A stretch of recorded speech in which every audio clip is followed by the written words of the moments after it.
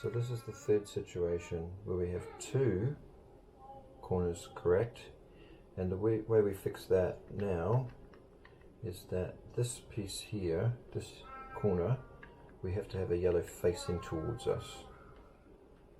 So this is the only one that will work that way. This one it's on the left, so we can't use this corner, we have to use this corner. And we do the same sequence again. So we go up the right hand side, we spin the top clockwise, we go down with the right hand side, we spin the top clockwise again, we go back up, clockwise twice, and down.